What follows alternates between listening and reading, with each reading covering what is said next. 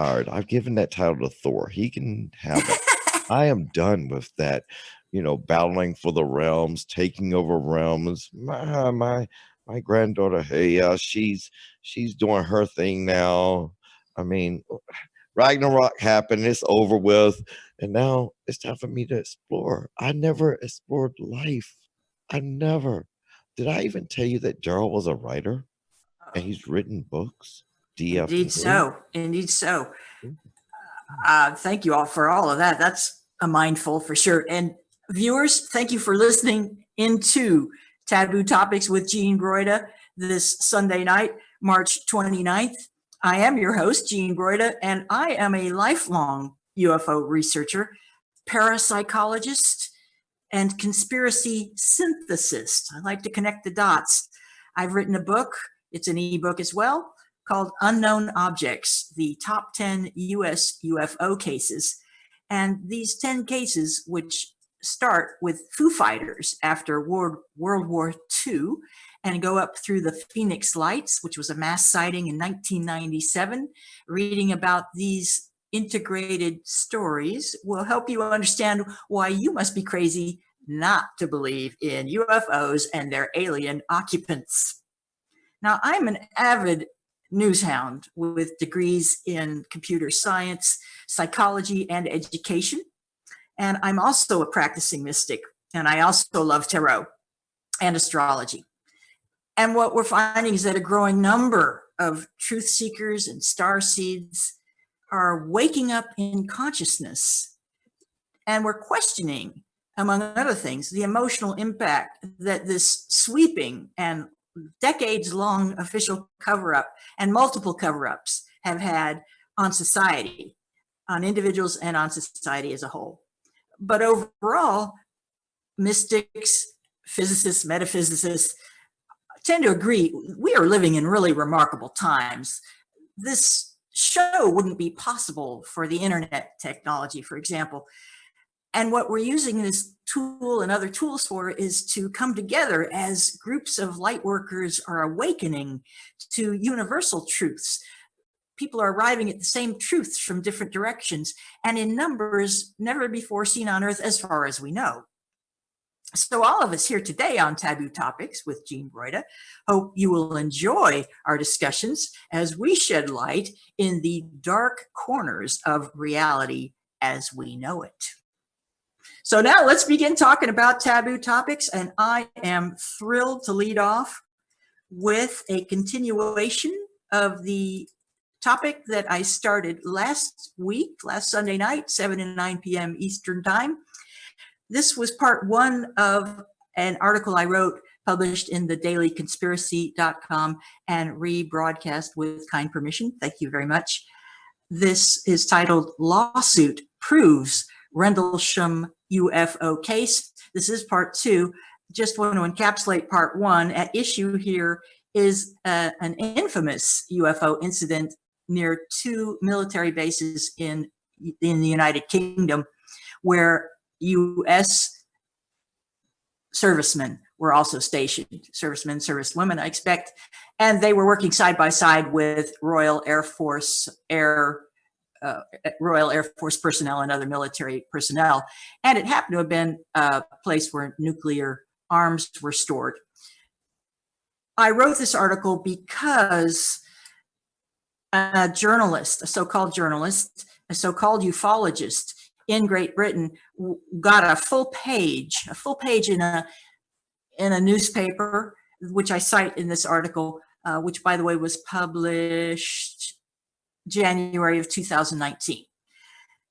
This guy spent a whole page of a newspaper in Great Britain saying the Rendlesham UFO contact experience with servicemen never happened, didn't happen, it was a prank, and we'll explore that soon here.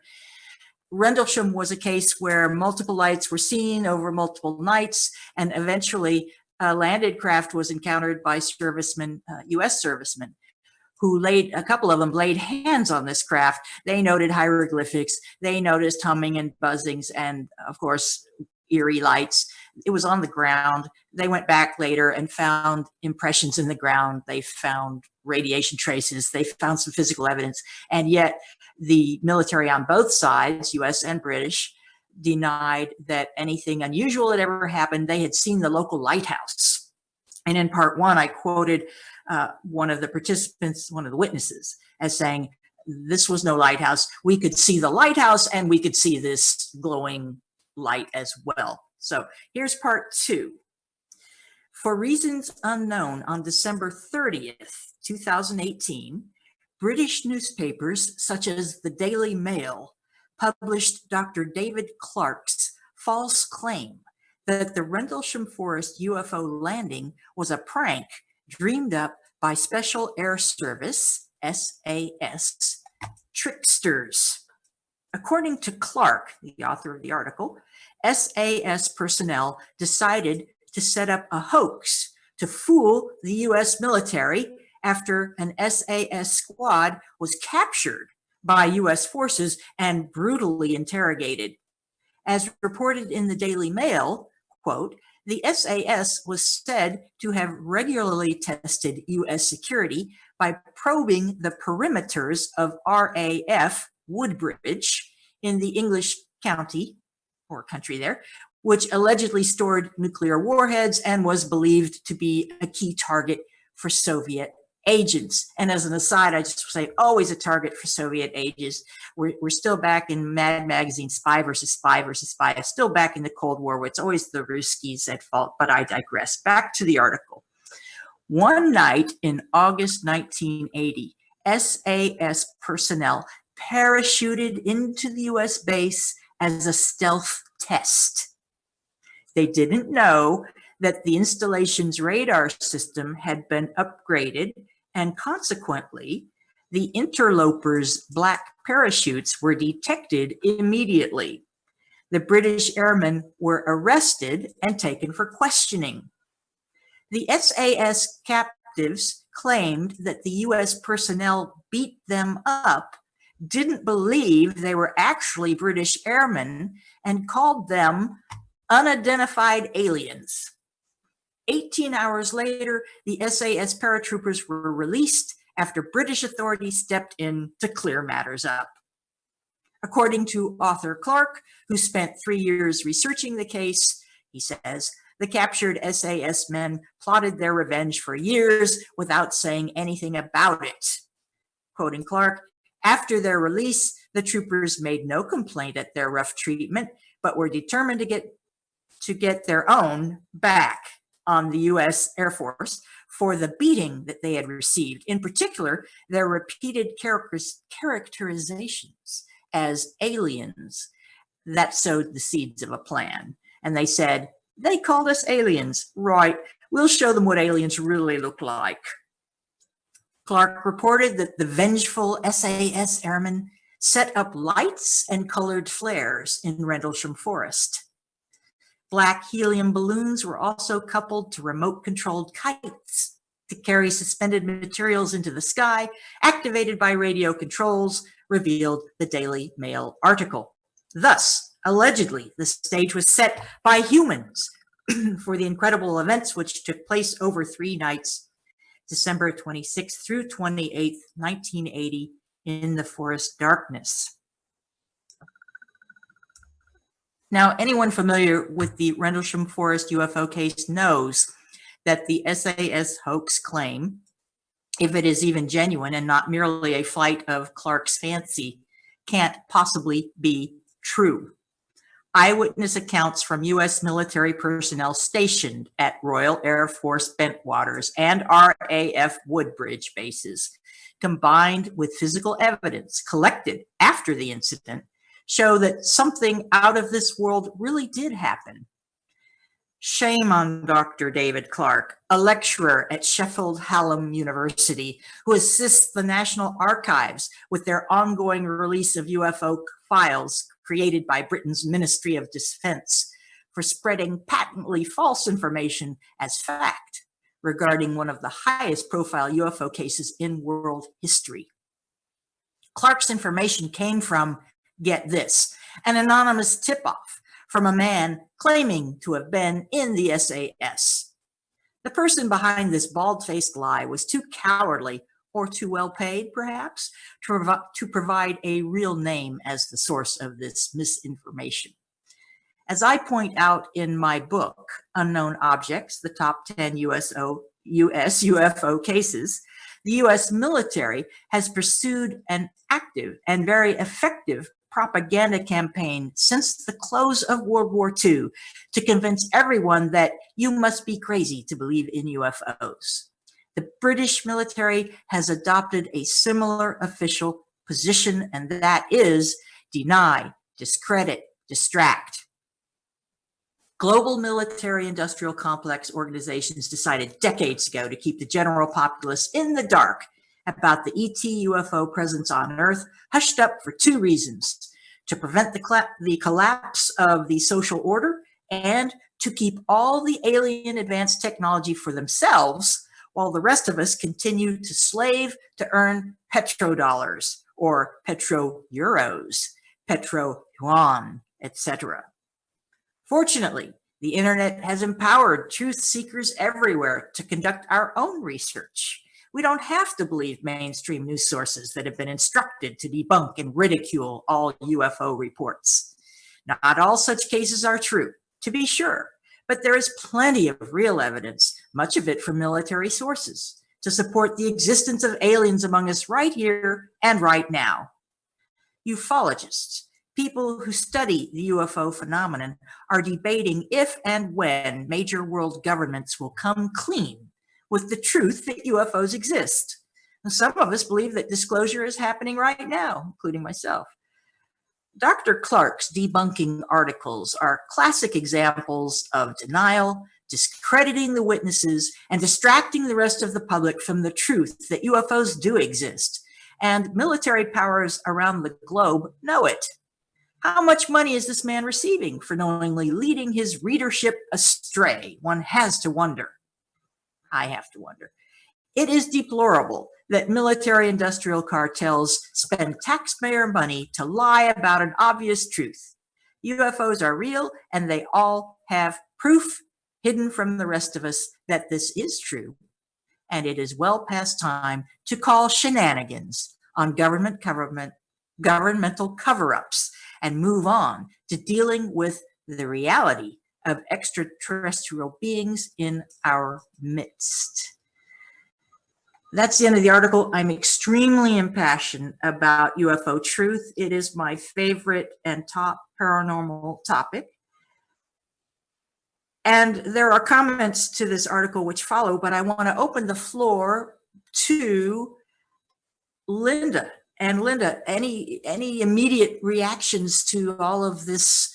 The issue is an event that's well established to be true. In fact, part one talked about the US military paying participants who were sickened with radiation from this UFO, paid out, showing that, and the source of the radiation was attributed to an unknown object, not any other source. This is a proof that the US government at least believes that UFOs exist and is making a military benefit payment to someone injured in the line of duty.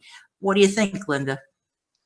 Well, the first thing that really showed up for me was you've got two pranksters, two tricksters that are parachuting in, and they're immediately picked up by this so-called advanced radar. They're in the total darkness, black parachutes, and now a couple years later, they're upset that because they were treated poorly, they were insulted, they're called aliens, all this stuff. So their way of getting back is to carry all this cumbersome balloons and lights and all this stuff. How did they get all this equipment into a forest without being detected if this was a hoax?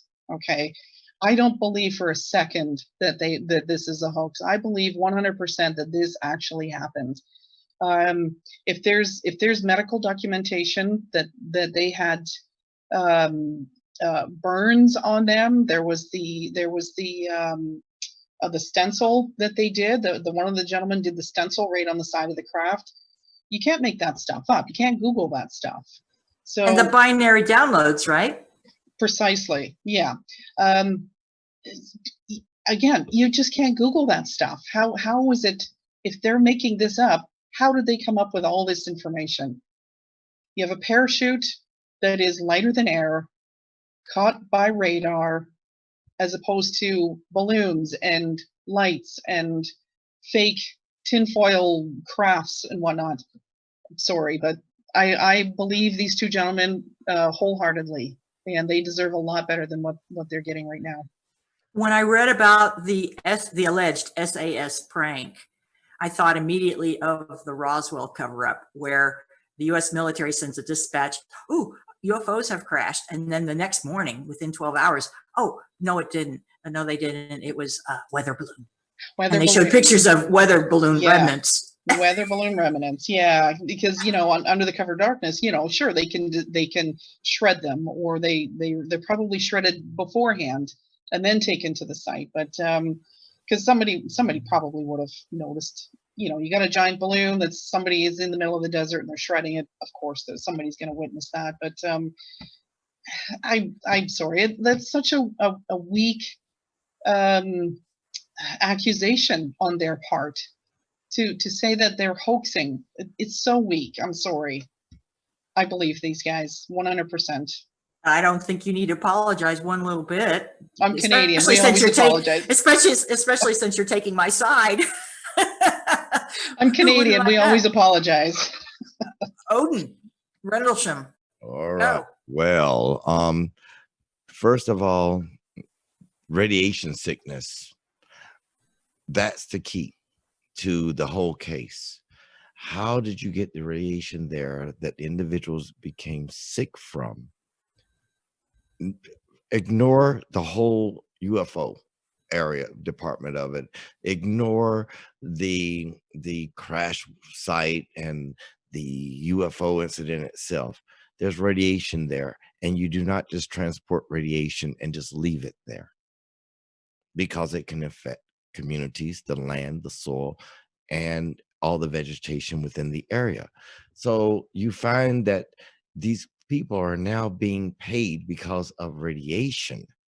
Now, then you bring in the incident itself, and you're saying, oh, it's a hoax. No, it's not a hoax, because number one, we're just not dropping radiation down out the sky, or just dropping a briefcase full of radiation that's going to make people sick and damage crops and the environment. So when you look at that case, you have to see it from the undeniable part. Radiation sickness, it just does not come naturally.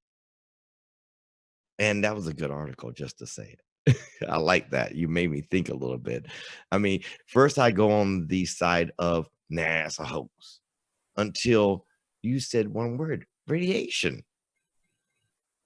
You just don't bring a briefcase along with you just to make a hoax, or do a spy versus spy, or to create an incident that does not have meaning. I have to agree. The radiation sickening is, and by the way, the gentleman got cancer.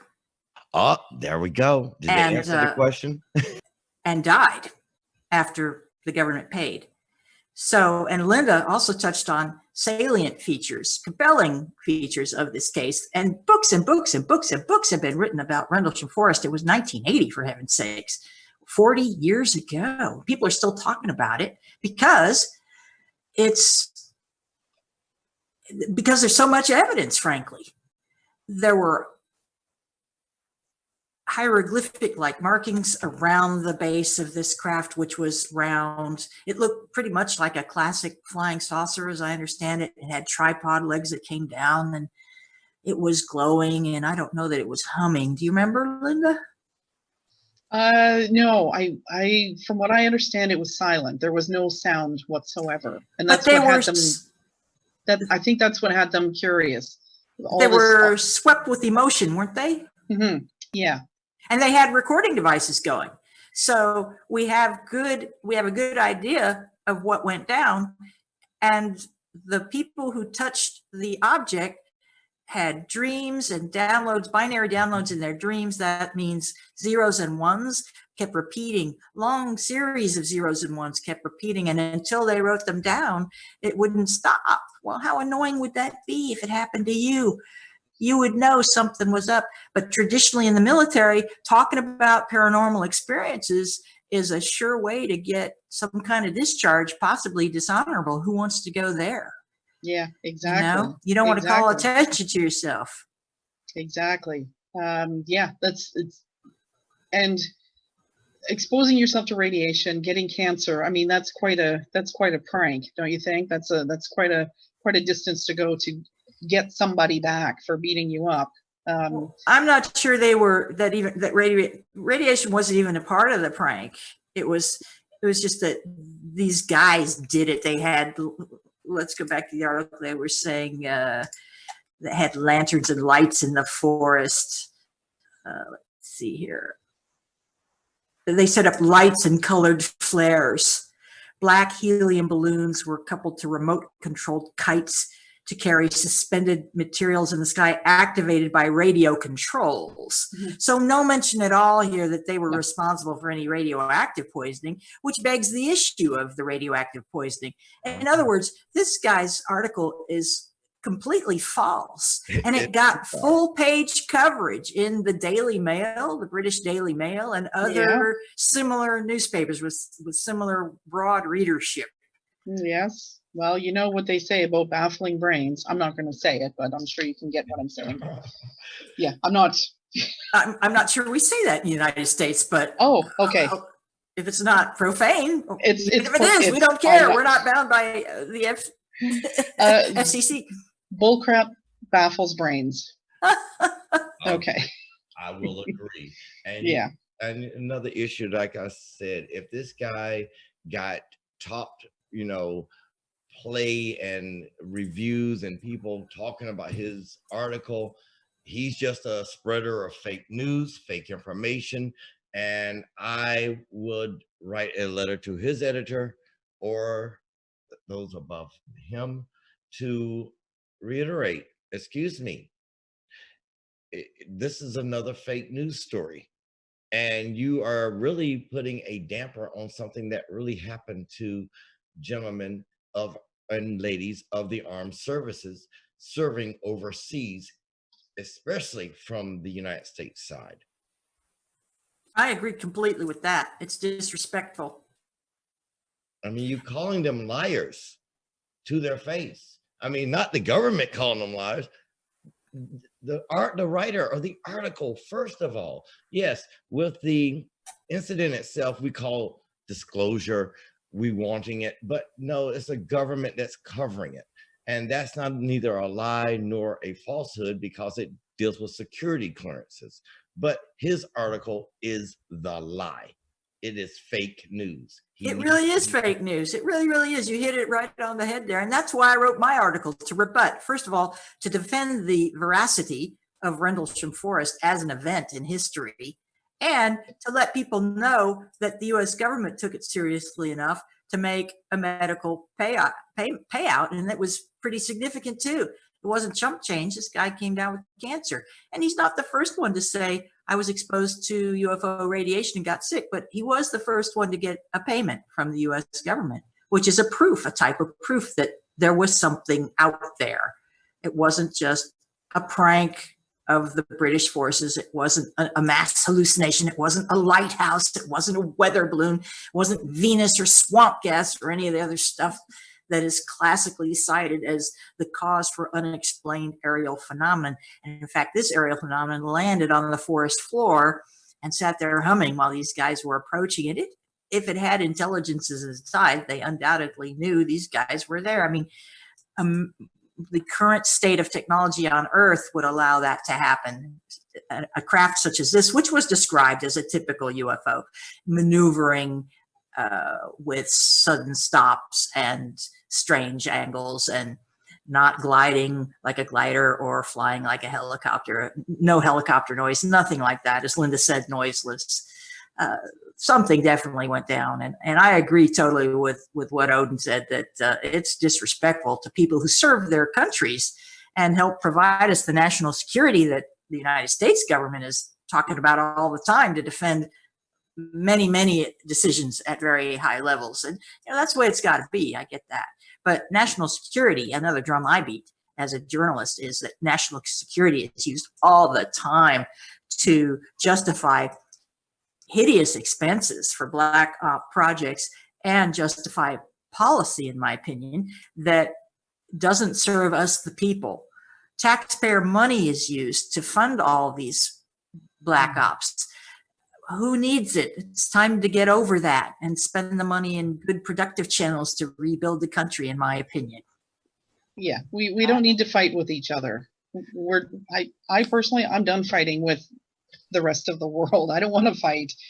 It's time we all just got along, spend money on ourselves, not the war machine. We don't need the war machine. It's not going to get us anywhere in life. So sorry, that's just. Well, the new war I see is the release of a virus from a level 3 facility in China, but that's another topic and another way and another ideology to go. And when you look at national security and clearances and their agendas, we don't see the other side of the boat. We never do. I was an intelligence specialist in the Navy. I was a CB. I was a S1 frogman. I've been through it, seen it, and I understand why there's certain things that shouldn't be spoken of. Here's an example. Obama was at a meeting. He pointed at Biden and said, he's carrying the nuclear codes. And Biden shows the briefcase. That right there should have never been happening. That should have never been seen. No one should know who has the codes. That's top secret. That's information we should never have the knowledge to the public.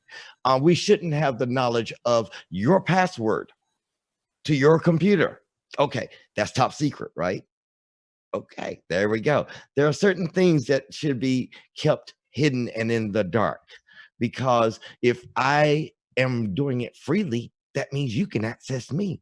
I don't know your intentions, i.e., say, for example, there is knowledge that back in the early, I think it was 2016, we were having an incident with Iraq, not the Gulf War, not any of the battles thereof during the conflict, but we were having an incident with Iraq. Our service member there, it was never talked about. It was all put under the guidance of the war, but we had a separate incident. It needed not be spoken of. It was handled. It's done. It's over with. But the intelligence gave us that information to go in and stormtroop them for a reason. Or why we dropped the mother of all bombs is a reason to stop these terrorists. So yeah, we do need the top secret divisions. We need our intelligence. We need people to, I hate to say it, but to keep their mouths shut, because loose lips sink ships.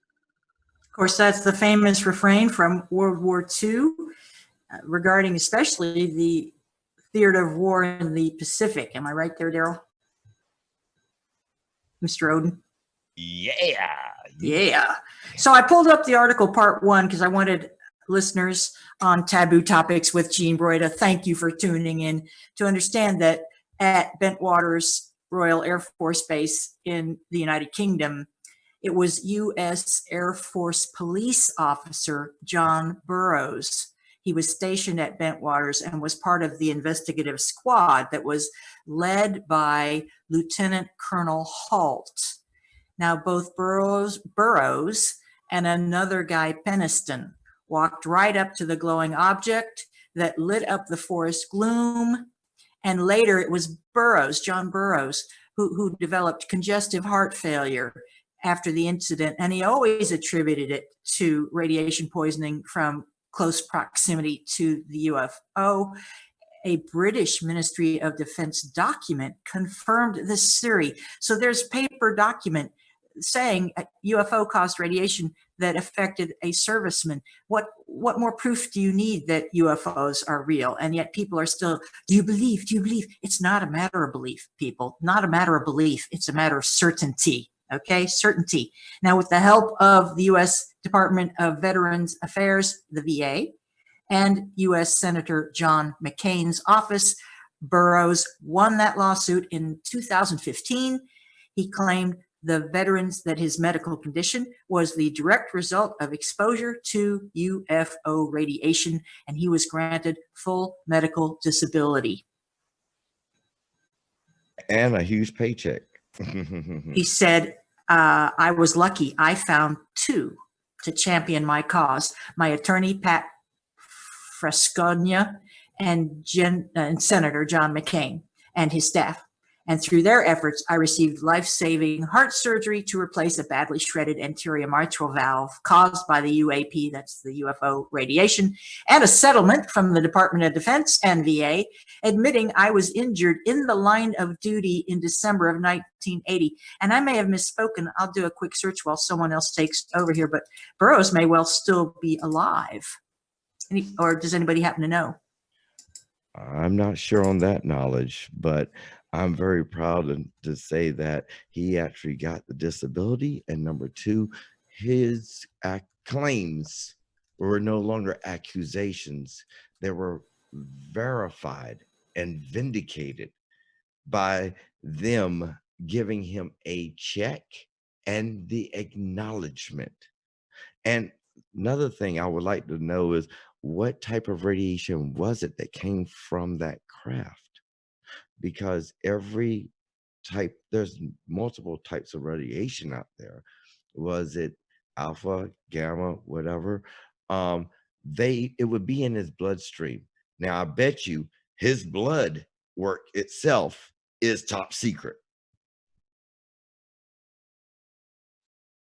Yeah, that's something. No doubt, no doubt, no doubt. And I'm doing a quick search. I see no evidence that he died. I think maybe the treatment actually worked.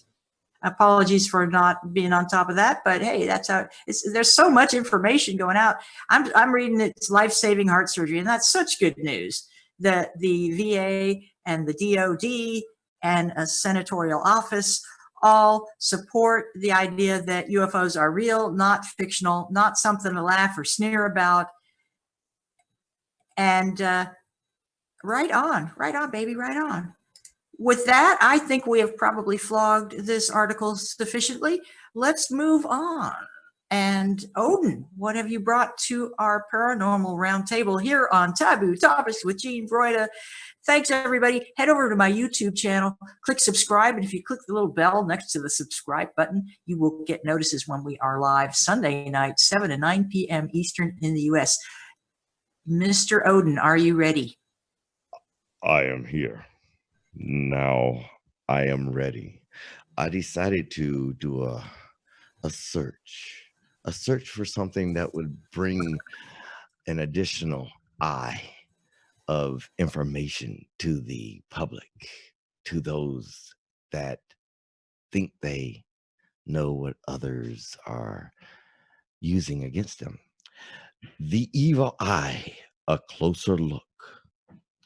Everyone gets a dirty look now and then, and we usually think a little of it, especially if we deserve it. For most of us, it is soon shrugged off, but for many places, belief in the evil eye is taken very seriously and requires immediate action to avoid harm. The evil eye is a human look believed to cause harm to someone or something. The supernatural harm may come in a form of a minor misfortune or more serious disease, injury, or even death. Folklorist Alan Dundees, in his edited volume, The Evil Eye, a casebook, notes that the victim's good fortune, good health, or good looks, or unguarded comments about them invited or provoke an attack by someone with the evil eye. Symptoms of illness caused by the evil eye include loss of appetite, excessive yawning, hiccups, whoops, hold on now, vomiting, and fever.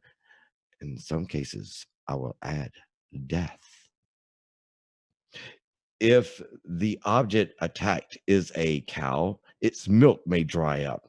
If it's a plant or fruit tree, it may suddenly wither and die.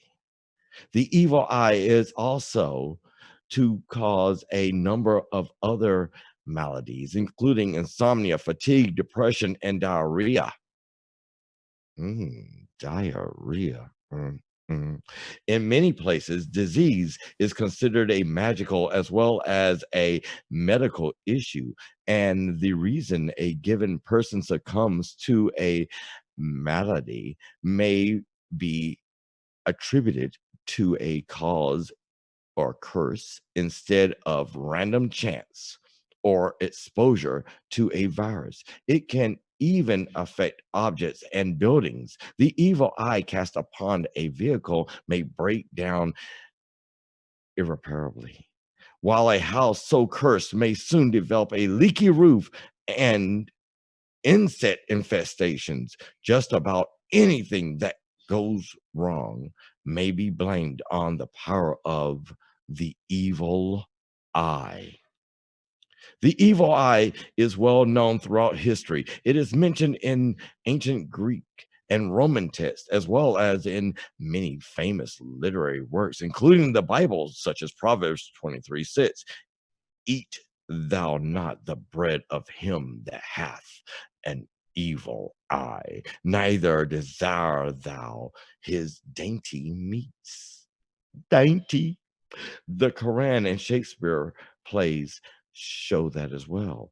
Through belief in the evil eye, though belief in the evil eye is widespread, it is not universal. A 1976 cross-cultural survey by folklorist John Roberts found that 36% of cultures believe in the evil eye.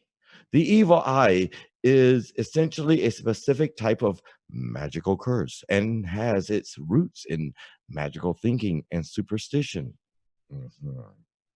Let's say that a person experiences bad luck, ill health, accident, or some unexplained calamity, perhaps a drought or an infectious disease. Before science could explain weather patterns and germ theory, any bad event for which there was not an obvious cause might be blamed on a curse.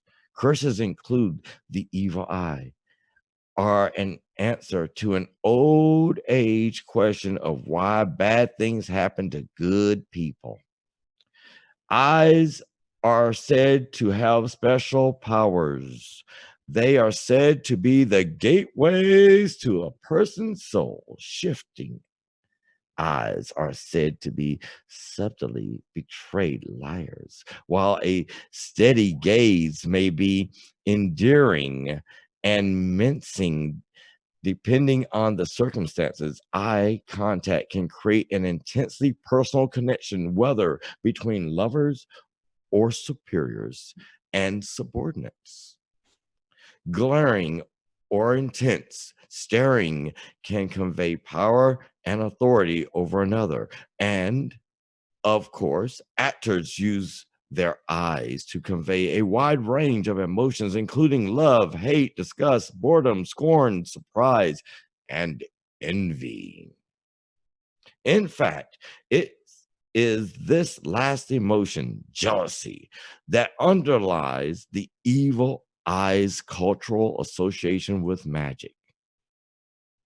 Belief in the power of the eyes is also powerful.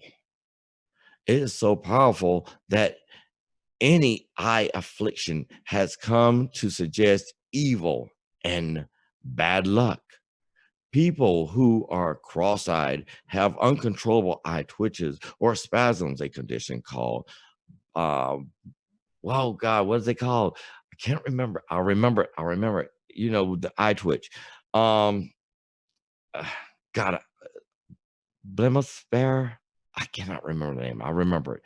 Or who merely have a prominent squint, have been shunned and feared as provoking bad luck, especially among those who work in dangerous occupations such as fishing and mining. Similarly, those with unusually close set eyes or eyes of different colors were often suspected of having the evil eye. Babies and children are said to be especially susceptible to harm from the evil eye. And in many countries, including Greece, Romania, and India, praising a child publicly is sometimes considered taboo, for the compliment will draw the attention of the evil eye. In order to ward off the evil eye, parents of a thoughtless praise child may ask the person who gave the compliment to immediately spit in the child's face, because the momentary exalted youngster has been brought down a peg. Any harm by the evil eye is unnecessary. This spittle slave is harmless, yet insulting enough to negate the compliment. My mind just went off the way to Never Land on that one. We're going to continue.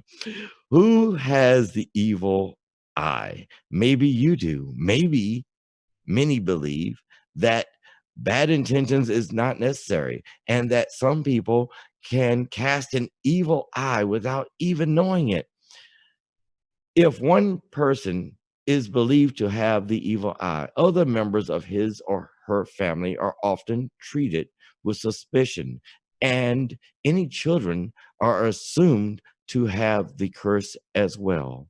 The best way to deal with the evil eye is to avoid it in the first place.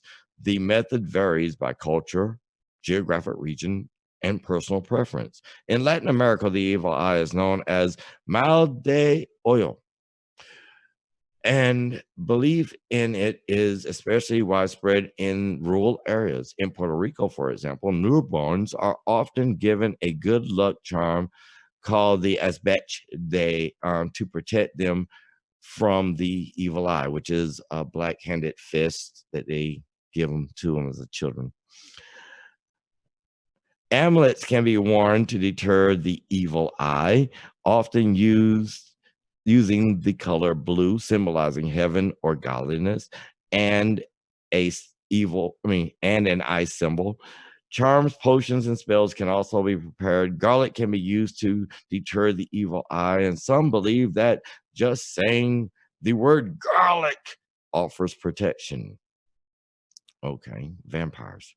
Often those who believe that they have been harmed by the evil eye will seek out shamans, witch doctors, psychics, or other spiritual healers to remove the curse. They go to several large extents and in various ways, as in the cure for mal de ojos. One traditional method from Mexico involves the use of a raw egg. Yeah, they take the egg, they roll it over the child's head and face, and it's supposed to, and around, sometimes they do it around the head, and that's the way they culturally, to remove the evil eye presence, and they say the egg will absorb the eye. Come on, through a hard shell.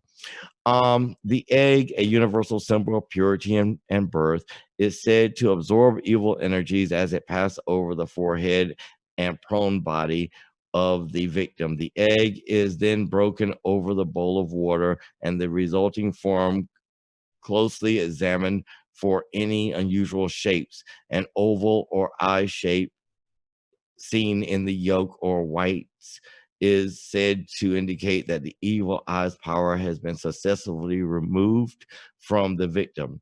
Some claim that the gender of the person who casts the evil eye can be determined from its shape. It is tempting to view the evil eye as an ancient, discredited belief that plays no role in our 21st century world. Instead, the folklorist Dundee's noted, we should keep in mind that the evil eye is not some old-fashioned superstitions or superstitious belief of interest solely on antiquarians. The evil eye continues to be a powerful factor affecting the behavior of countless millions of people throughout the world.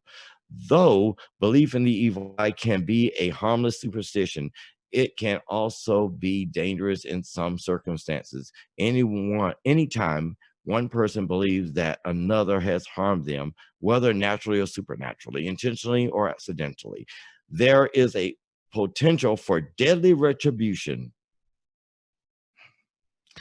I was going to say something. Like other accused witches and sorcerers over the centuries, many have been attacked, beaten, and killed for casting an evil eye. Ladies and gentlemen, all I can say is I don't know where to stand with that topic of the evil eye. Yes, I do believe in curses and hexes and black and white magic. Hell, it was there from the beginning. You had the jinn, you had the magi's, you had King Solomon conferencing with the upper and lower deities, and had consults with the seers and witches. It goes far back. So there may be some truth to the evil eye, but on the others, and then you got on the other side, you have the gypsies, and which you will find if you really study history are the ones that mostly settled in the area of Israel today. But that's another story. That's the bottom line is the evil eye is part of history, it's part of magic, it's part of life. It's to be determined whether it is evil or not.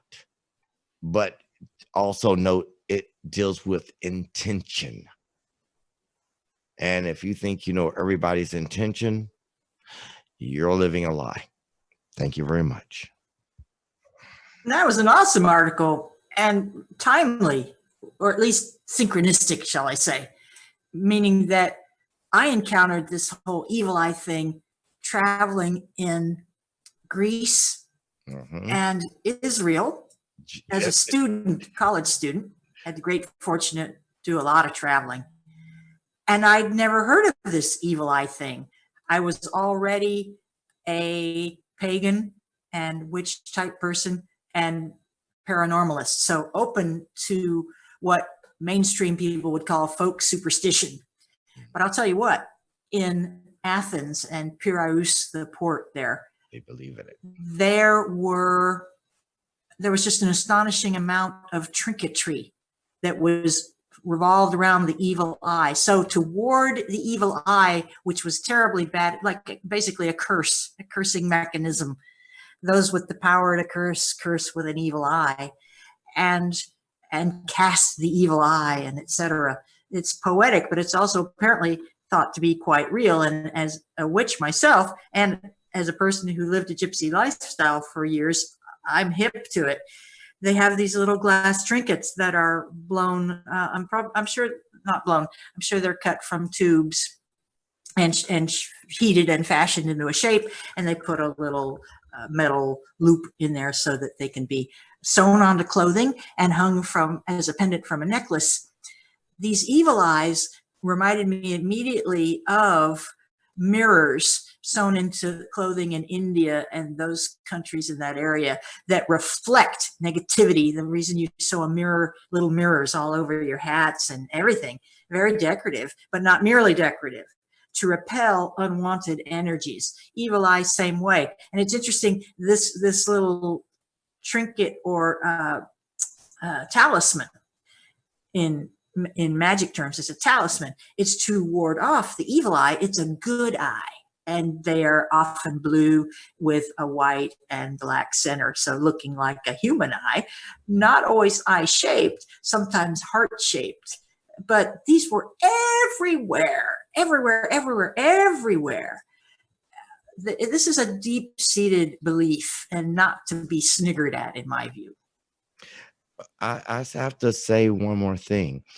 In all cultures, and it's really seen in the Eastern European culture, which, back to the point, I say gypsies, and especially when you say Greece, gypsies, lots of gypsies, Greeks, all of them are well blended with the Eastern Europeans, the Church of the East, as they would say, and its belief system, which is the Orthodox Church, which has the belief system founded within magic, which is kind of interesting, and also the counterbalance to the Church of the West, which is the Roman Catholic Church. A lot of topics there to go on to. But when you look at the research behind the evil eye and the amount of things that are stated about the evil eye in history itself, I mean, in India, you got the hand with the eye in it, which can be called the third eye, or they paint the third eye on the head. And that's the hand of Fatima, or fate. Fate. That's one of my personal symbols, by the way. The hand of fate, yes.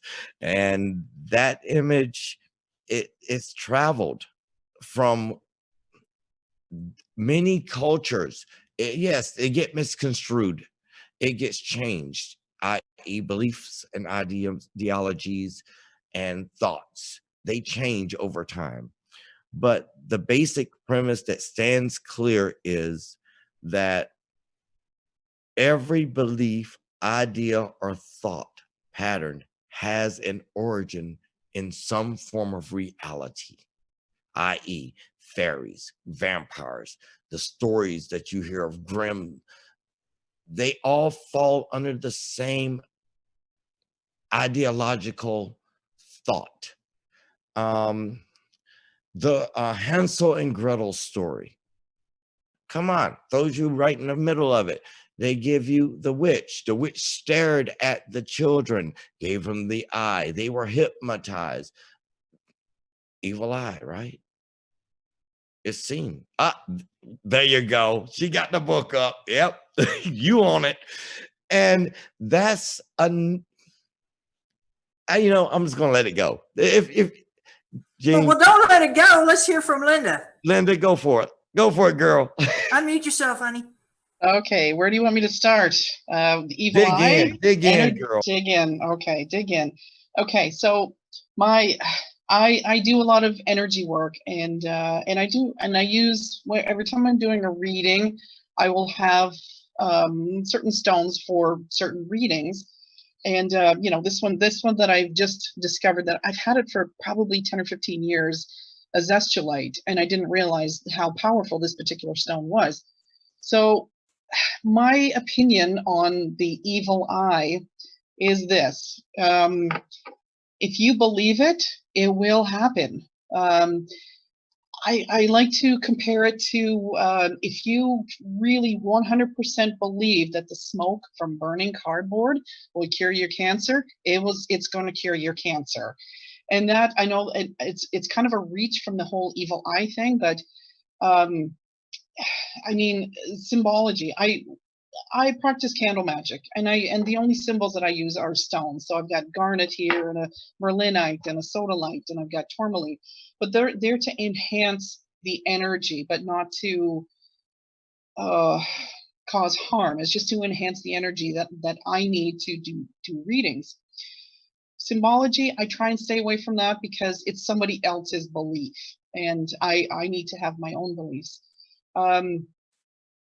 Oh gosh, I'm just gonna keep going off on a tangent here. Where was I? Let's focus in evil eye. What do you know about evil eye? I know that if you give somebody the evil eye, they're going to believe that you've just cursed them. If I was to say to you 100%, I've got this eye, it's invisible, but I'm going to send you all this negative energy and you will self-harm. If you believe me, then you will self-harm. That's, to me, that's evil eye, and that's witchcraft. And what witchcraft is, when you boil it down, it's physics.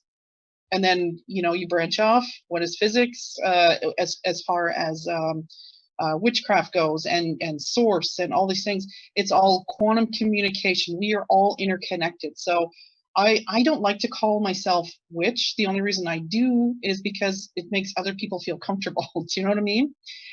Then people understand what it is that I do. We all have that ability. We all do. It just, some believe it and some don't. I believe that I have the ability to like the stones. I have the ability to take this stone, put it on my forehead, and enhance the reading, so I can understand what you're thinking at this moment. Everybody has that ability. So the evil eye, if you believe it, it will affect you. And it's really, that's as simple as that. Sorry, Darrell, I just kind of squashed your story. I didn't mean to squash your story, but you reminded me of something that I wanted to say about Darrell's article, which was about that acts of willpower are acts of magic, and that's what it's about. And Linda said the same thing just now. When we're talking about willpower, we're talking about magic, and you don't have to be dressed in a robe with a ceremonial circlet on your head. You don't even have to have had to have cast a magic circle or taken protections. People are unwittingly, and in many cases, using magic on each other all the time, and it can be very destructive, such as an evil eye. But in many Eastern cultures, this notion that willpower can be used as a psychic weapon, and therefore we must have talismans, which I consider low magic notwithstanding, low magic, to repel everyday occurrences of some player hater, basically roaming around and bad vibing the environment, okay? And counteracting with symbols of good energy. Now the higher octave of that, high magic, is visualizing the repulsion, having a wave, being in a bubble all the time, basically, where you welcome in positive energy and you repel out negative energy. And you don't need a talisman per se. You have a psychic talisman on you at all times, and your third eye is so blaring white light that, frankly, evil eye people shrivel away. They don't like that at all. Yes, and the clearer your pineal gland is, the stronger you're able to emit that energy. So you're able to put that out a little bit more, and you're able to see people's energies. You just got to keep your pineal gland decalcified, I guess you could say. Yeah, and even if you're angry with somebody, and you know you want to express that anger, to me that's you're forcing your negative energy onto that person. That person is unwilling to accept that negative energy, but you're going to force it onto them. This is why I try really hard not to get angry with people. I'm all about, you know, your free will and free choice and all that. So I try my best not to get angry. You know, a few years ago, I had some difficulties balancing out my my PK, my psychokinetics. If I got really angry, you're guaranteed one of your computers is going to crash on you. That's what I was experiencing. I was able to move metal because I was so angry with somebody. I was able to move a chain in the warehouse at my work. Things like that. I could open cupboard doors just because I was so angry. So if I can do that to a chain or a door or a computer, like we had to reinstall all the drivers on our printers at work because I was so angry. If I can manipulate electronic equipment, what am I doing to another human being? So I've dialed it back. I've Thank you. You're so welcome. And the whole YouTube thing, I swear that was not me. That was not me. I did not do that. Now that Hey, I had my little issue yesterday. Go ahead, Odin. Yeah, now that we're thinking about it, you know, I just stay away from my computer.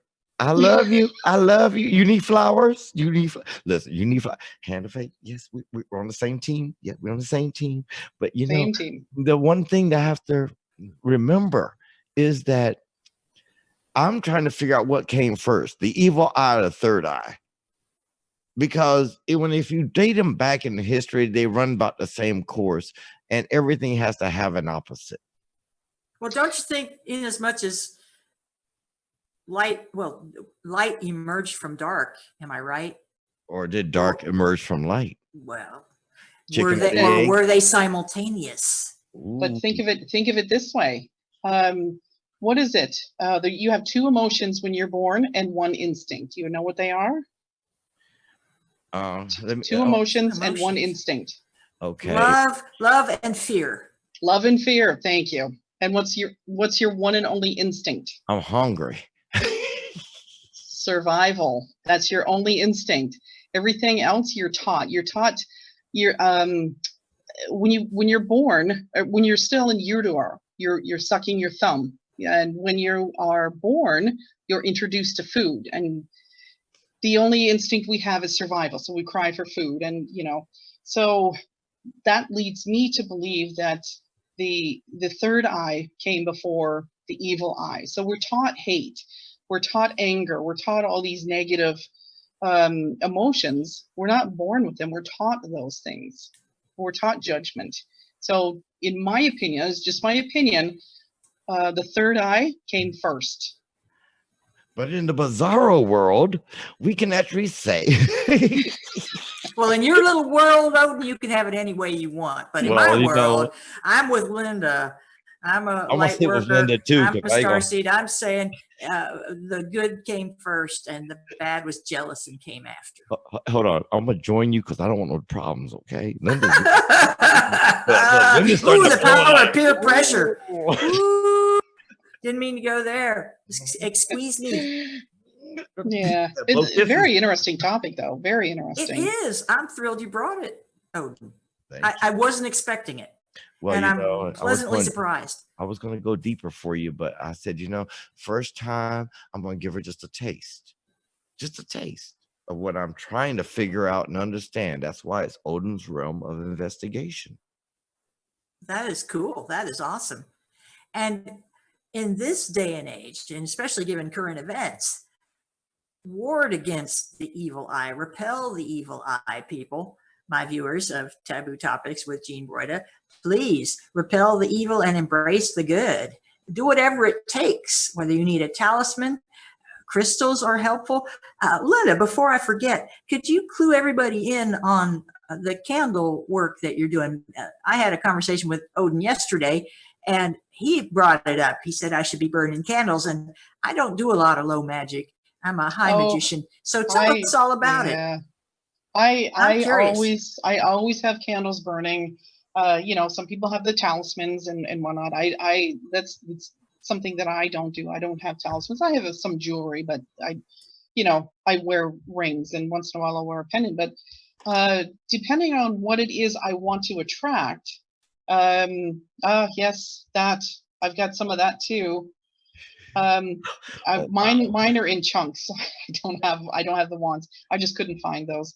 But the color of, what it is I'm trying to attract, that's the color of candle. So I've got white, which means, positive energy.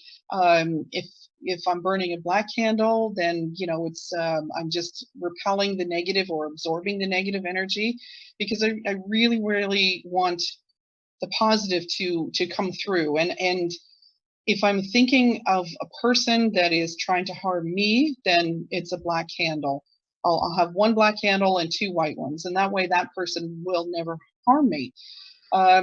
Green candle is money. Blue candle, I like to use that for seeking the truth. So I have brown candles to keep me grounded, and I have used the blue candle, and I don't work on people. I don't do that. That's completely against my beliefs. I do not work directly with people unless, I shouldn't even say unless.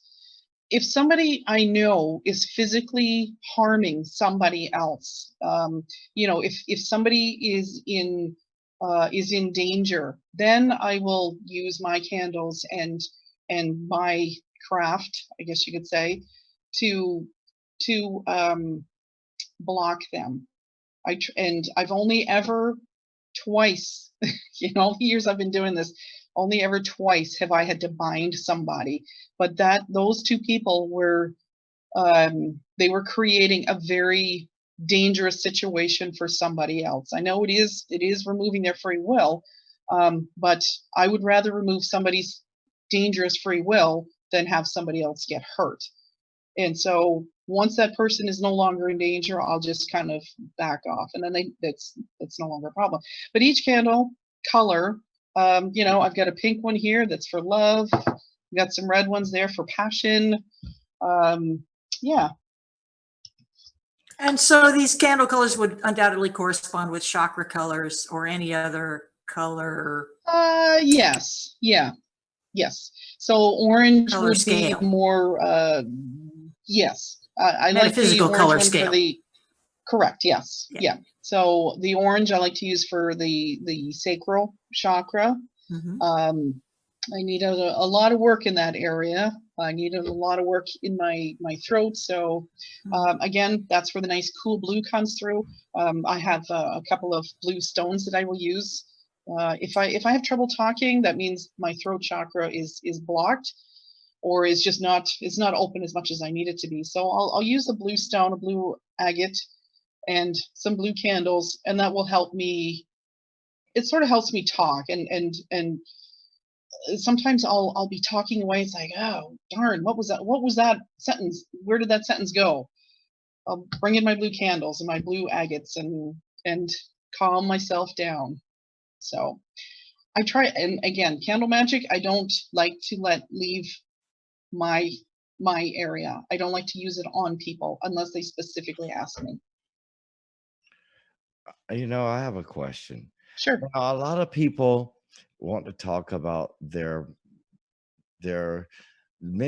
multiple, many forms of magic, but they always put down people that practice blood magic. And I always wondered why. I mean, the power of everything that we have in life is found in the blood.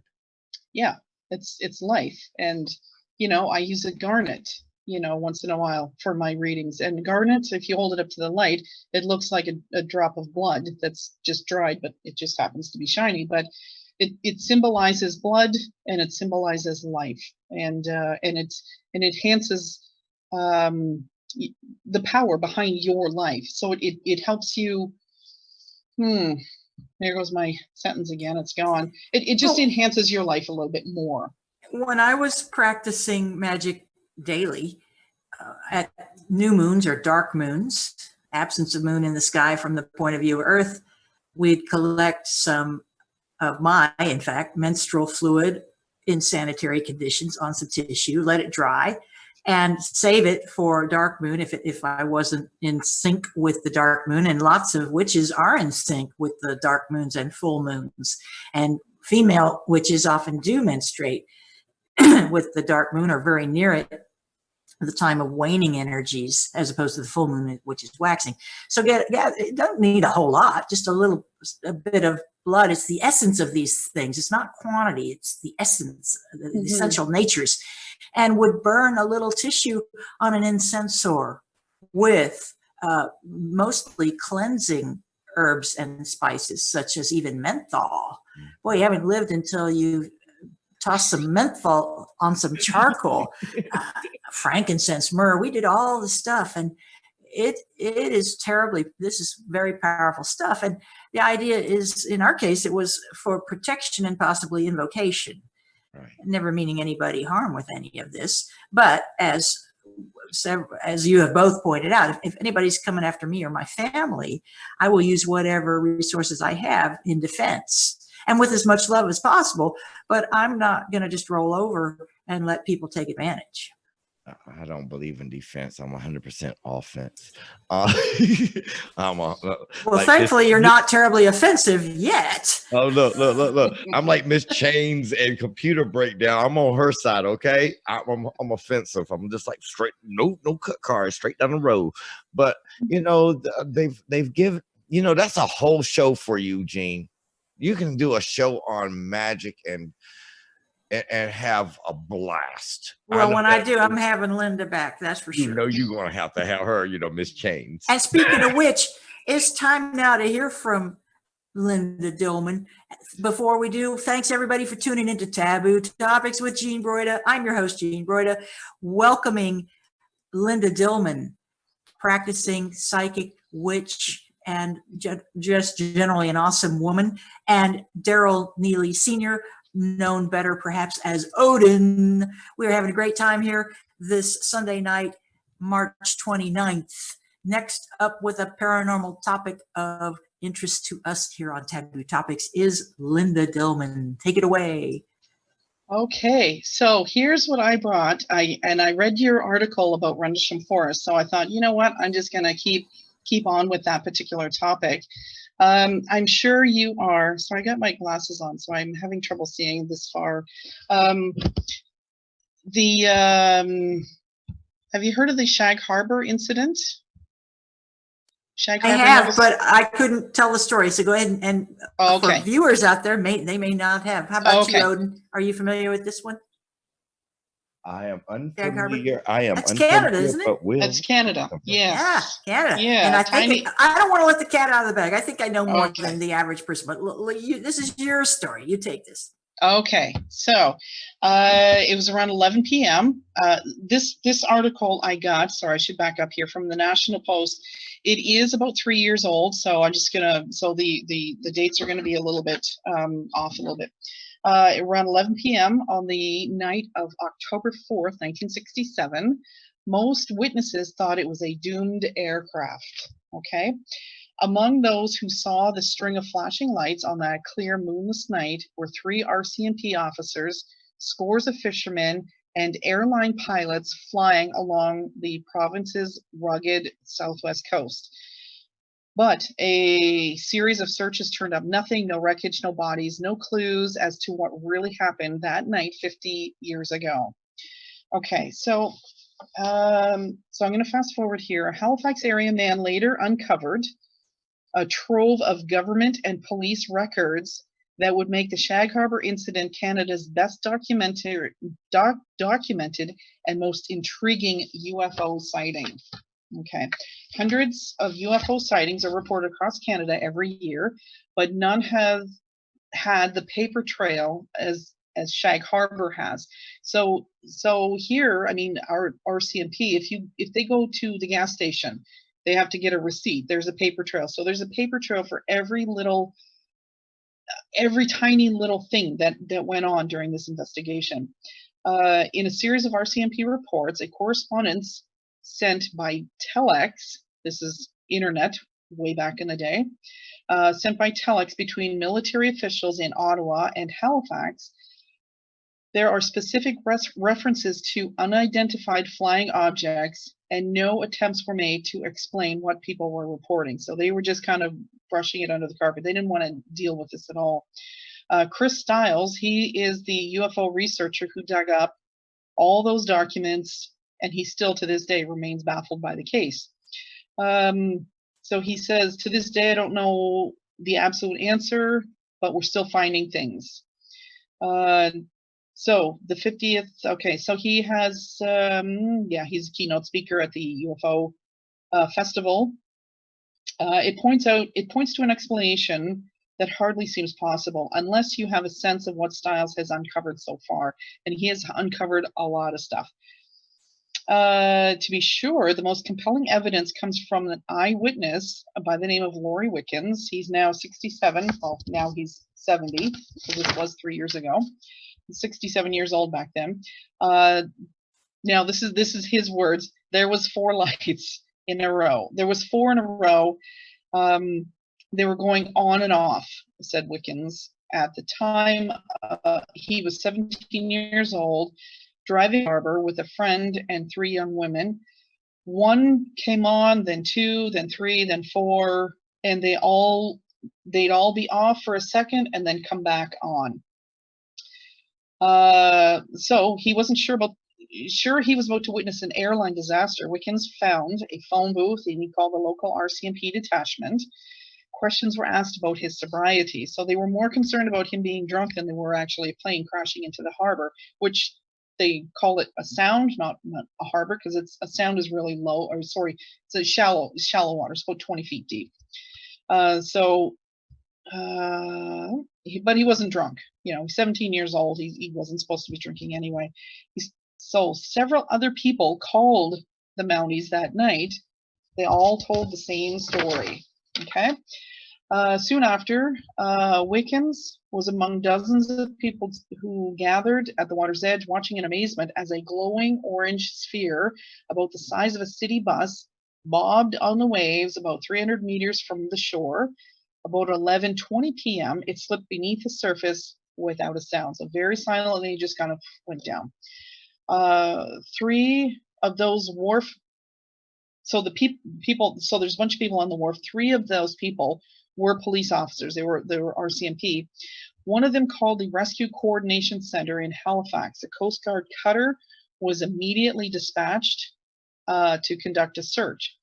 Before the ship arrived, volunteer searchers aboard 2 fishing boats soon spotted a long trail of bubbling yellow foam on the calm waters, and no wreckage. A squad of Royal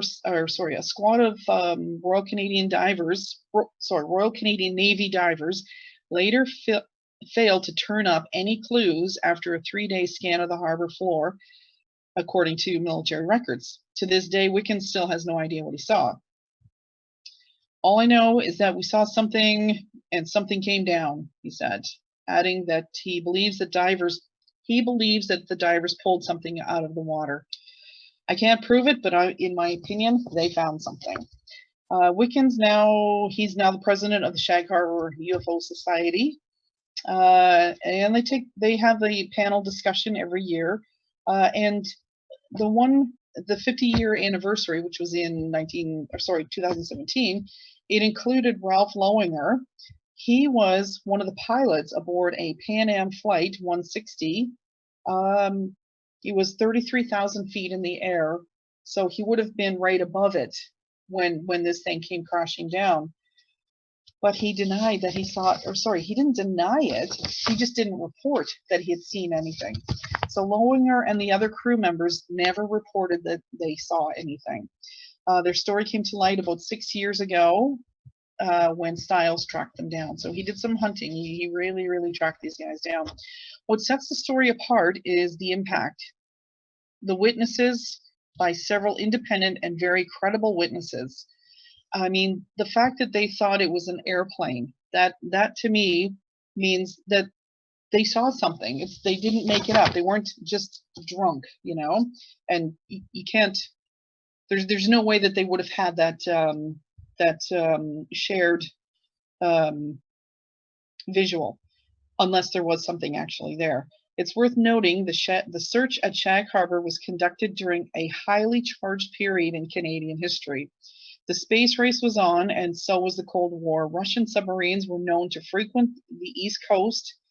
The Americans were testing all manner of devices to spy on their communist foes, including, this actually made me kind of giggle a little bit, including spy satellites so you got satellites that ejected film canisters at high altitude. So you got film canisters dropping from the sky.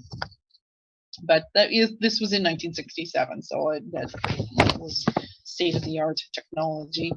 While the official records provide no explanation for what happened, there are vague clues pointing to another incident 50 kilometers north, which is in Shelburne.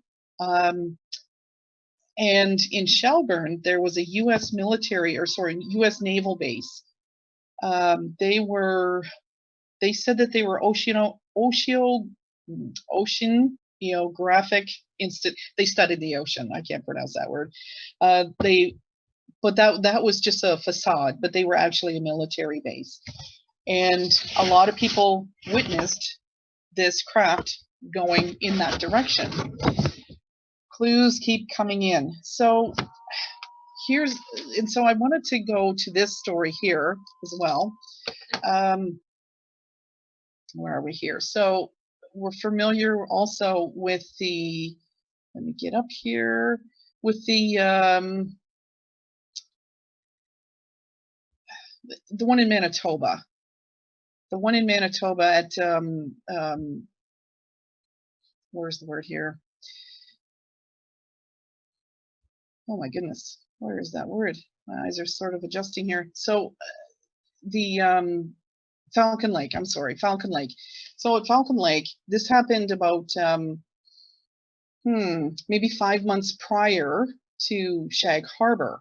So Falcon Lake was in May of 1967. Shag Harbor was October of 1967. And okay, so this particular story, it even beats Roswell, the alleged flying saucers spot over New Mexico. We all know about Roswell, because the United States still doesn't recognize that anything happened in Roswell. The Falcon Lake incident, meanwhile, struck both U.S. and Canadian officials as usual and unexplainable. Okay, the incident occurred May 20th, 1967, when an amateur geologist named Stephen Michalak was prospecting for quartz near Falcon Lake, Manitoba, the Canadian province. It's just north of North Dakota.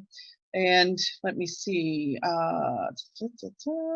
So he was startled by a flock of geese, a very agitated flock of geese, and they just came swooping past him. According to Michalak, the numerous retellings of the story, the geese were apparently fleeing from two glowing cigar-shaped objects in the sky. One of the objects flew off and the other landed in a rocky terrace nearby. He was able to actually get a really good look at it. He walked right up to it. He did some sketches. So he spent some time sketching the mysterious craft, now part of the University of Manitoba, and there's sketches that I've downloaded. And while he was sketching it, when Michalak took a look into the craft through an open door, he expected to see a team of U.S. military pilots. Rather, he saw little more than a panel of blinking lights. Before the door closed, the craft rotated, and a grid-like pattern of tiny holes in the ship exterior sprayed his abdomen with scorching hot gas. And there's a photograph of the pattern of the burns that he got. It set his shirt and his hat on fire, left him with first-degree burns on his stomach that echoed the ship's grid-like pattern. A hospital in Winnipeg treated his burns, which later rose into welts, and he suffered headaches, diarrhea, blackouts for several weeks afterwards. He has experienced all this, and let me see, the records on the Falcon Lake incident, plus thousands of other reported UFO encounters, they are now, if you want to go down a rabbit hole, just visit the University of Manitoba. It's in Winnipeg. There is a UFO enthusiast has donated his collection of 30,000 documents free of charge. Anybody can go in and have a look at those. So if you have any research you want to do, just head on up to the university. They were donated courtesy of Chris Rutowski. There's so much going on, but and then I want to circle back to another story that I came across, but I can't seem to find any text on it. There's only one podcast that I can find. It is the mystery behind the death of his name is Bernie. It'll come to me in a second, but Bernie Langell. Sorry, Bernie Langell. He was a Canadian military man. He was posted in Gagetown, New Brunswick. He wasn't a drinker. He used to be a drinker. He quit drinking because he did have a problem and it was causing family problems. So he quit drinking. So him and his buddies decide they're going to go out for the night. He's not going to drink. He's just going to do all the driving. They come back to his house. His wife says, you know, it's late, I'm going to bed. Bernie Langell says, I'm going to drive my friends home since I've not been drinking. So he drives them home. She's in bed. And then a few hours later, she wakes up and he's laying in the bed beside her with his head caved in. He's beaten. And the mystery behind his death goes even further. So, you know, this is such a huge rabbit hole that I'm just kind of finding right now. Somehow, this Chris Stiles that is involved with the Shag Harbor research is also the same Chris Stiles that came to Bernie Langell's defense. So Bernie Langell was murdered. Well, they say it was an accident, but clearly it wasn't an accident because he was in his bed. But he was bludgeoned. His wife called an ambulance to take him to the Gagetown hospital. They said, no, it's too much for us. They called an airplane, or they brought in an airplane to take him to the base hospital in Shearwater, Nova Scotia, which is a top-notch hospital. I know for a fact because I've seen it. It's a top-notch hospital. And they said, oh, no, we can't deal with him. We're going to put him in an ambulance and send him to the public hospital right in downtown Halifax. So here's a guy who's suffering severe head trauma. First off, the airplane was 8 hours late. They sent him to another province to get treated, put him in an ambulance. That ambulance was hit by a train on the way to another hospital. So it was a total, I think it was around 16 hours before he actually got looked at by a doctor. And then there was another nurse that came forward and said, I just want you to know that before he left Gagetown, I overheard that first doctor treating him, and he was beating him and saying, you're not dead yet, but I'm going to make sure you're dead. So he tried to murder him in the trauma room.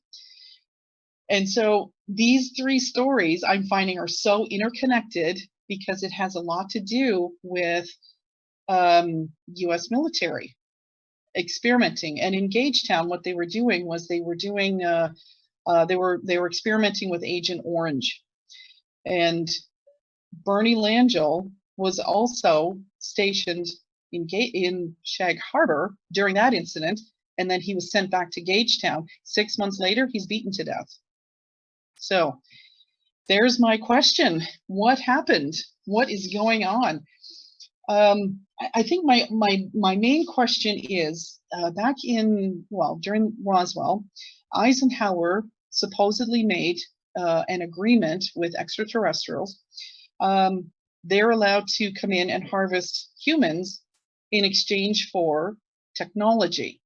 So who's got the technology? They're harvesting humans all around the world. Where is this technology? I think we should all be privy to that. So there you go. Any questions? Well, as I mentioned in my article on Rendlesham Forest, the money is being kept by the power elite to serve their needs and ensure their continuity of government and existence in the deep underground military bases, but not ours, not everybody else. My opinion. Yeah. Yes. And but the technology, you know, it's somebody's enjoying it, but we're not. We're not enjoying it either. Not at all. And what I really hate, what I really object to, I'm going to rant just for 20 seconds here. I really object to the United Nations playing a shame game on people like us, forced to buy petroleum products as fuel over the decades when we have been clamoring for alternative energies and now blaming us on excessive carbon emissions thought to be or alleged to be responsible for global warming and all sorts of stuff. It's balderdash.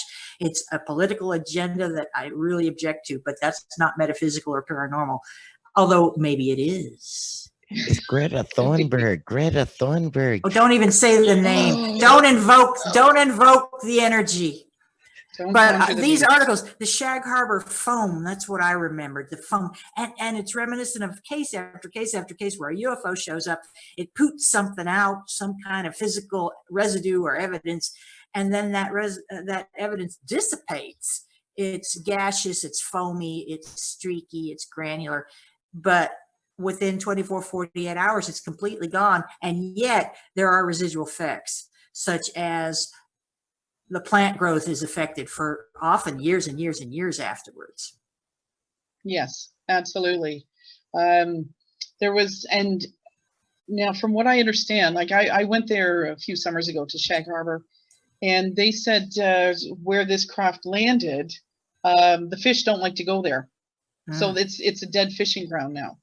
They can't, and that's the only thing that keeps that community alive is their fishing. So they have to go way offshore now. Wow. Yeah, there's no fish in the sound right now. I have a question. We're going back to the man. He's laying in bed. His head is beat up. His wife's laying beside him. She wakes up to see him that way. Is there? Could it be that? I mean, how did he get in that bed without her knowing? That's the biggest question. That's Um, that's part of the mystery. How did he do that? There was a blood trail from the basement all the way up to the stairs, and from what I understand, the condition that he was in, he would have had to be carried because his head was in that bad of shape. And then the doctor that was overheard yelling at him in the trauma room went to jail. He went to jail for assaulting him.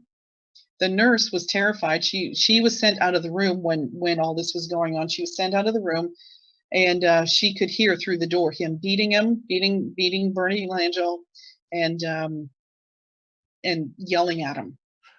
what was the reason? Oh, the conspiracy part would be, why would someone want him dead? Because he witnessed something that he wasn't supposed to witness, and that's part of the mystery. What did he witness? Did he witness people being experimented on with Agent Orange? Did he know what went on in Shag Harbor? You know, there's some people that just they don't like to keep their mouths shut.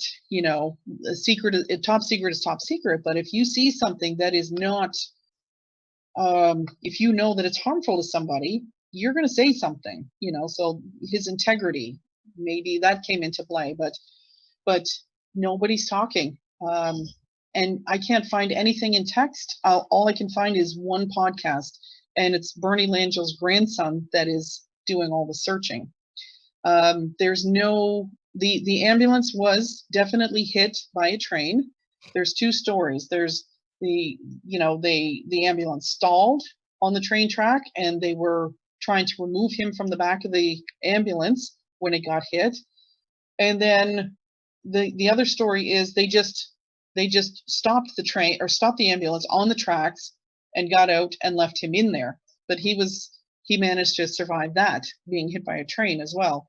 And he died from his assault injuries about a week later. So basically, they went for a cigarette break, right?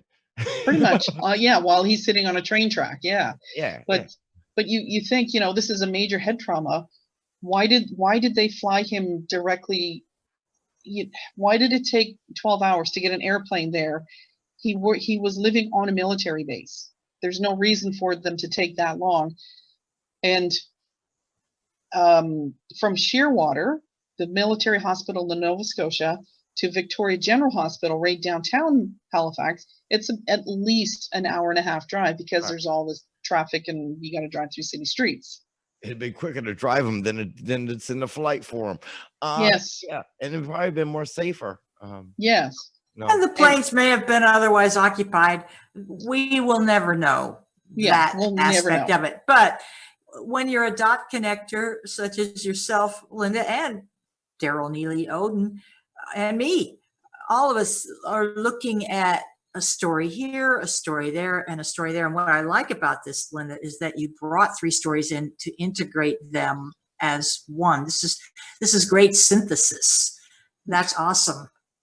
Yes. Yeah. And I will keep digging this particular one, because there's people in my family that have had experiences, some not so good, some really nice, loving experiences with UFOs. and firsthand experience. I know somebody in my family that was taken aboard a craft and taken for a drive, you know, around the galaxy. She told me everything, and she's been telling the same story for well over 30 years. And so, I don't know, I'm kind of taking it, sorry, my internet connection is bad. Okay, so I'm kind of taking it personally because there's so many people are being hurt by other people's need for power. I don't know. I'm just going to keep digging at this one. Well, that's the new world order thing, isn't it? The insatiable quest for power, more power, more power. Globalists already own everything, us included.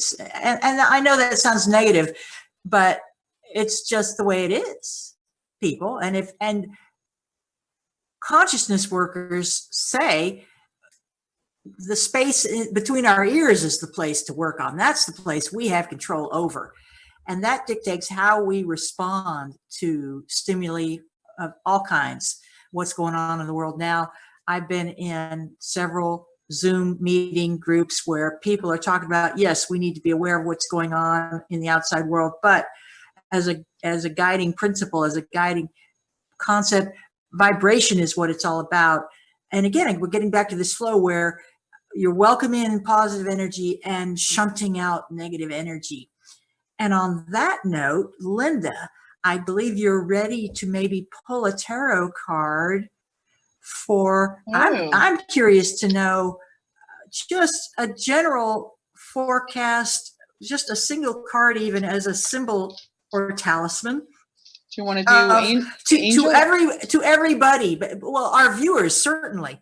If you've tuned into this show, Taboo Topics with Jean Broida, 7 to 9 p.m. Eastern in the U.S., with my splendid guests, Linda Dillman and ODIN, Darrell Neely Sr. This is no accident that you're here. And so this message goes to anyone who hears it, whether it's now in real time or in the future on a download.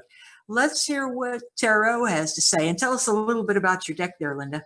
Okay, I'm going to use the Akashic Tarot. And I don't memorize the cards, so I do have to reference my book once in a while. So, or if you prefer, I can use an angel deck. It's up to you. Which one would you prefer? Well, I'm all about the Akashic Record, which for people who don't know is a multiverse record of basically everything that's ever happened. Okay, and this ties in with Darrell's evil eye.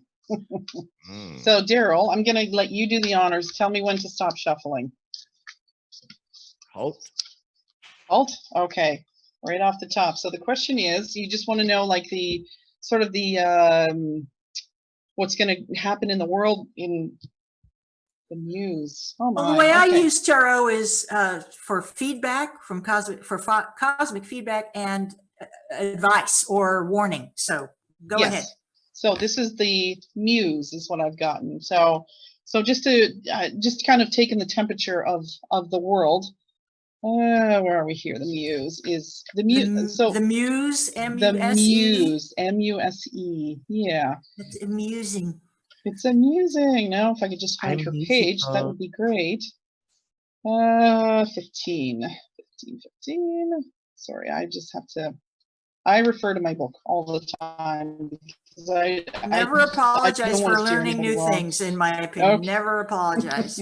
and this is a brand new deck for me too. And I'm Canadian. See, there you go. I'm sorry. See, that's all you had to say. This is a brand new deck, people. I'm so excited. Deck. This is awesome. Half a tick. Do you guys say stuff like that? Half a tick. So I'm not sure how you do tarot, but when I get a card that's upside down, I just put it back in. I don't want the negativity, but if I do have that feeling that yes, I absolutely have to read this upside down, then I will. So I don't know how well you can see that. I don't know. It's great. I don't know. Can you see that very well? Wow. No, we need to kind of stop moving it slowly. That's okay. So we have focus there. This is the muse card, people, and that's the bottom of it. And pull it down a little more. Yeah. Okay. Go ahead. And by the way, when I throw reverse cards, my thinking is that reverse suggests a state of imbalance, and anything reversed wants to or seeks to right itself. But each to his Yes. own, said the milking maid as she kissed the cow. Back to you, Linda. Okay, so the muse plays a song of upliftment and imagination. The petals of inspiration drift up with the wind. So we're being inspired right now with with these petals. So all this talk, all this positive talk that we're doing right now, and on other shows and in person, and anytime we're talking positive. So we're uplifting each other and that's what these flowers are showing me right here. So this card shows a time of very heightened resourcefulness and inventiveness. Any creative project, new and old, can receive exceptional energy now. So I typically don't read the whole thing. I just skim through and I get exactly what the meaning is. But what we're doing is we're coming up with unique ways to uplift each other and think positive thoughts. And so talking in a form like this, very uplifting. I have a vision board, very uplifting. I try not to think negative and bring all that negative thought in, and I don't know if you've noticed on Facebook, everybody's coming up with unique ways to enjoy their lockdown.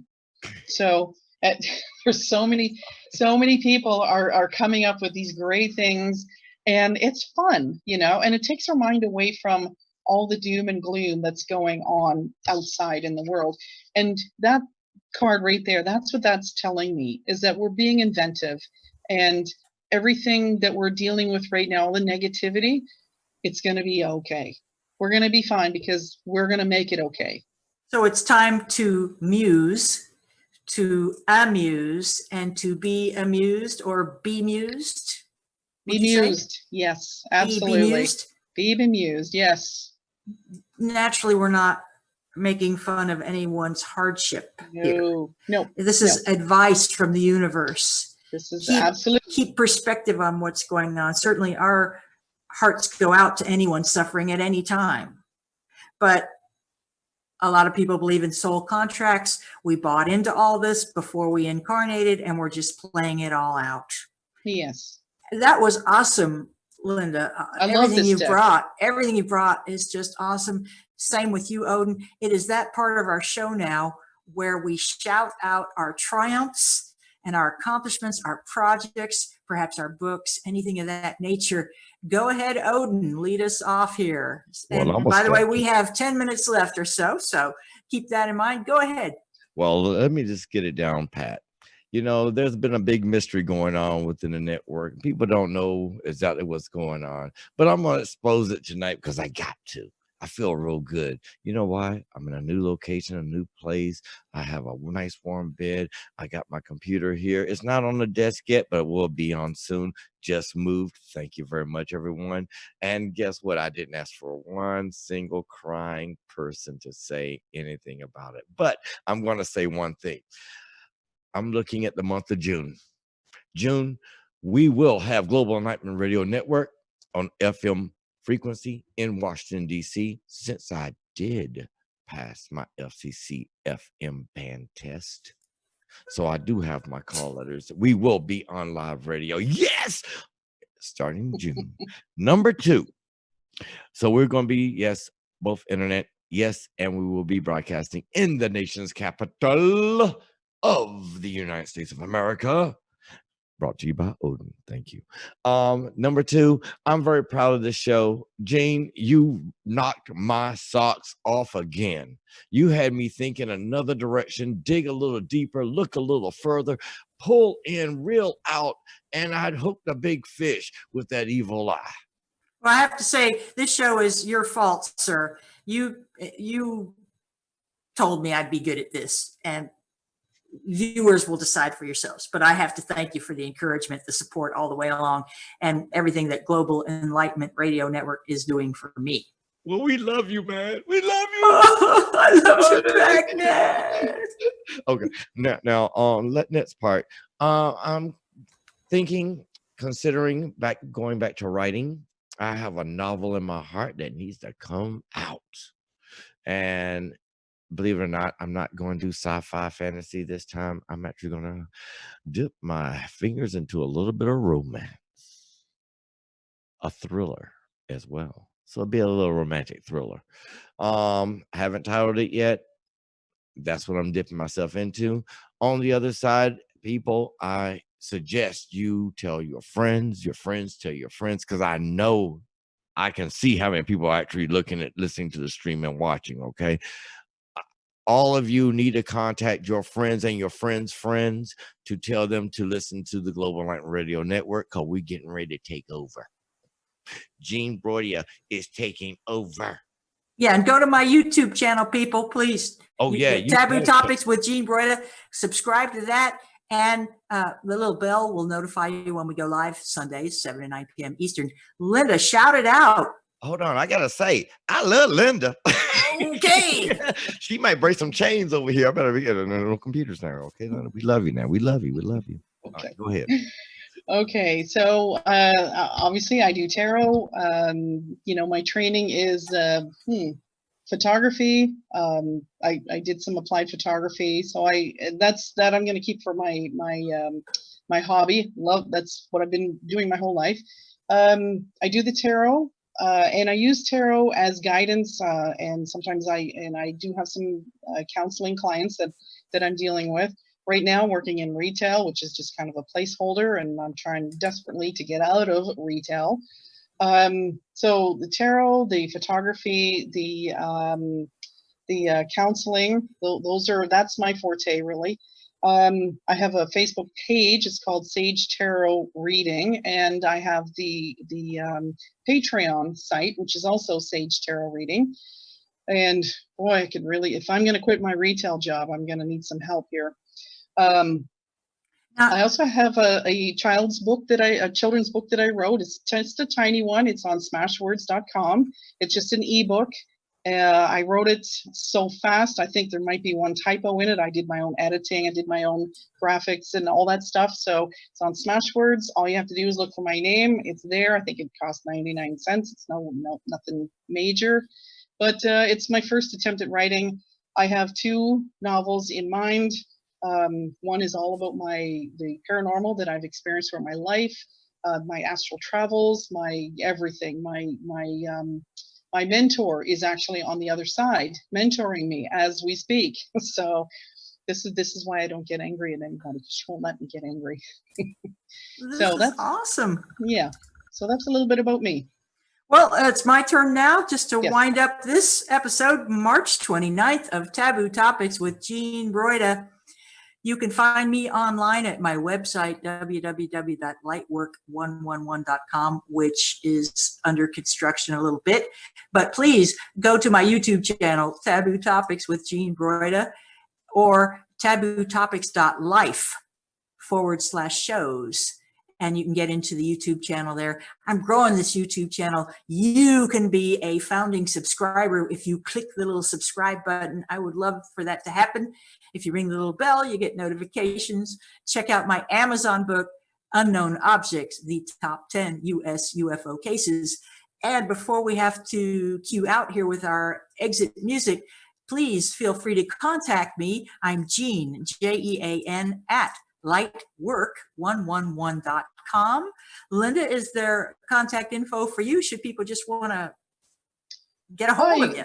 Yeah, you could. Well, I'll give you my email address. It's photolsd@hotmail.com. And excuse me. Sorry, it's just all of a sudden dry in here. I love that. Photo LSD. My initials. Yeah. Yes, they're my initials. Okay, my initials. It's not a lifestyle. It's my initials. photolsd@hotmail.com. If you need to get a hold of me, book is on smashwords.com. My Facebook page, Sage Tarot Reading. Okay. And Darrell/ODIN. How can people contact you easily?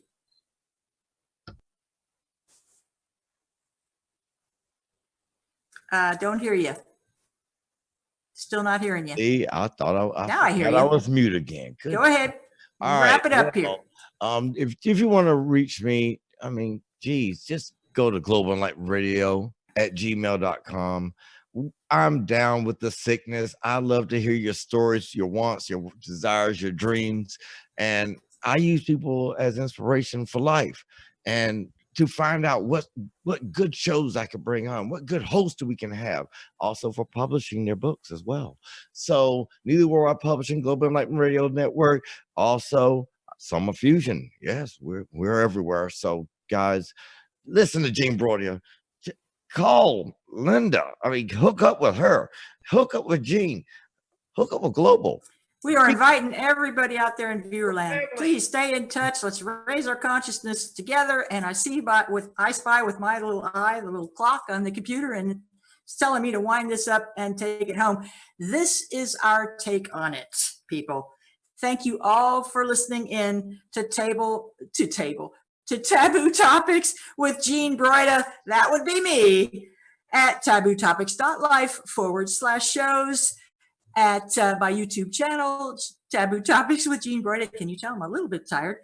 And we won't all, I certainly will see you next week. Over and out. Good night. Thank you.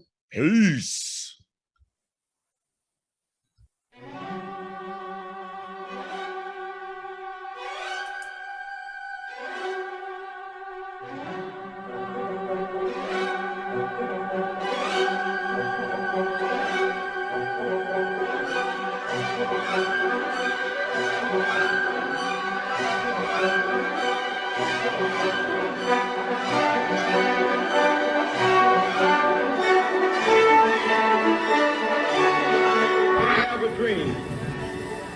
That one day this nation will rise up, live out the true meaning of its creed.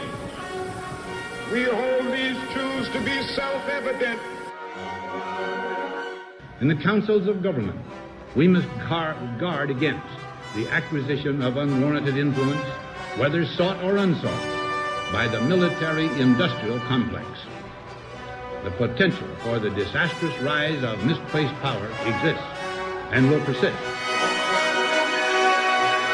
The very word secrecy is repugnant in a free and open society, and there is very grave danger that an announced need for increased security will be seized upon by those anxious to expand its meaning to the very limits of official censorship and concealment.